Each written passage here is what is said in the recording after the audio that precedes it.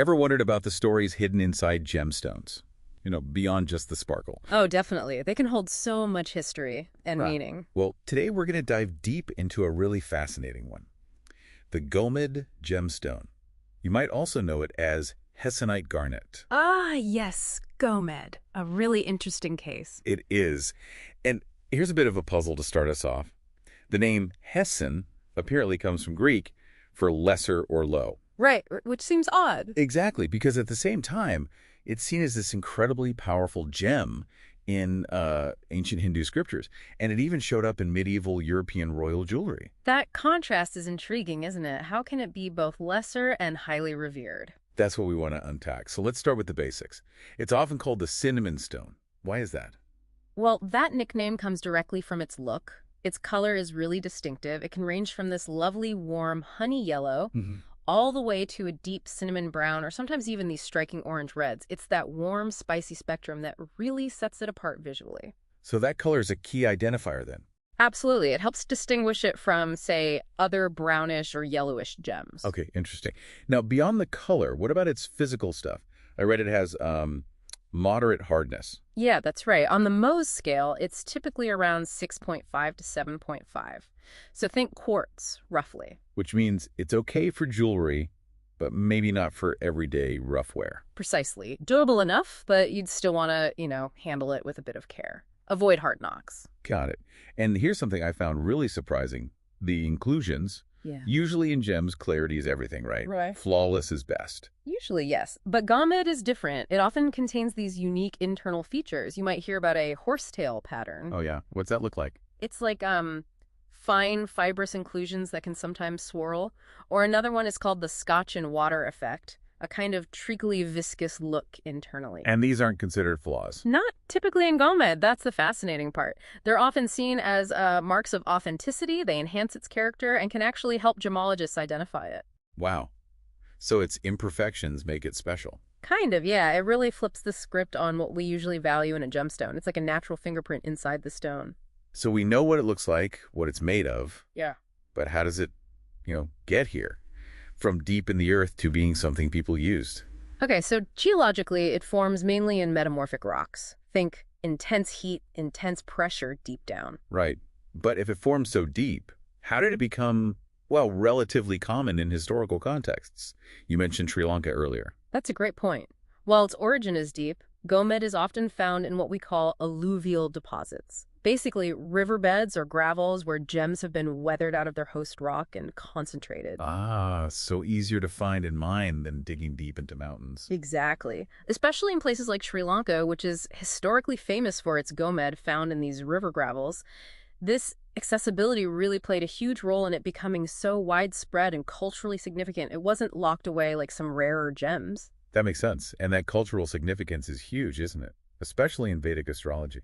Oh, absolutely central. It's one of the Navaratnas, the 9 primary gemstones. In that system, Gomed is strongly linked to Rahu. Rahu, that's one of the shadow planets, right? Yeah. Not a physical planet, but an astrological point. Precisely. Rahu represents things like desire, ambition, obsessions, sort of karmic influences.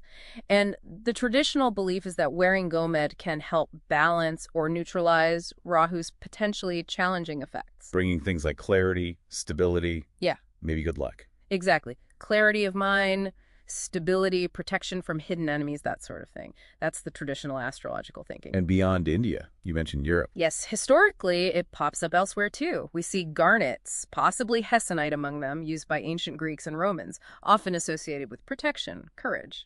The traveler's stone, I read somewhere. Protecting warriors. That's another moniker it picked up. And it appeared in medieval European jewelry too, valued for its warmth and color. What's really striking is how these themes, protection, clarity, balance, seem to echo across different cultures. It suggests maybe it taps into some kind of universal human idea or need. I think so. Whether it's warding off negativity or seeking inner balance, these seem to be recurring desires associated with the stone. And there are traditional health beliefs too, right? Though we should probably add a disclaimer here. Definitely. We should be clear. These are traditional beliefs, not medical advice. But yes, historically, it's been associated with things like boosting immunity, helping digestion, even skin health, and general vitality. Okay, so not a substitute for a doctor, but part of its historical identity. Correct. Now, let's talk value. We have the usual 4 Cs, like diamond's color, clarity, cut, carat weight. Yes, those apply. And as we said, for Gomed, that rich cinnamon color is really paramount. That's a key value factor. But with that weird twist on clarity we discussed. Exactly. Where those characteristic inclusions, the horsetail or scotch and water, can actually be acceptable, even desirable, proving its identity and natural origin. Which leads to this kind of dual value system. It does, yeah. It's fascinating. For the general jewelry market, someone might treat a Gomed, maybe heat it to improve its clarity or color slightly to make it more visually appealing in a conventional sense. Makes sense for aesthetics. But for astrological purposes, especially in the Vedic tradition, an untreated, completely natural Gomed is often considered much more potent and valuable. So authenticity trumps cosmetic perfection for its traditional use. You got it. Natural authenticity is prioritized over enhanced beauty when it comes to its perceived energetic or astrological power. It's a really interesting tension. Okay, so if someone has a Gomed, especially one they value for those traditional reasons, how should they care for it? Well, physically, remember that 6.5 to 7.5 hardness. So gentle cleaning is best. Warm water, maybe a tiny bit of mild soap, and a soft brush. No harsh chemicals. No ultrasonic cleaners. Definitely avoid those. Harsh chemicals can damage it, and ultrasonic vibrations might not be great, especially if it has significant inclusions. And store it separately, so harder gems like diamonds or sapphires don't scratch it. Standard gem care, mostly. Right. But what about the energetic side? Right. For those who value its spiritual or astrological properties, there are traditional practices for energy cleansing. And this isn't about physical dirt, but about refreshing its perceived energy. Like what? Things like exposing it to moonlight overnight or rinsing it with pure water, maybe spring water or rainwater.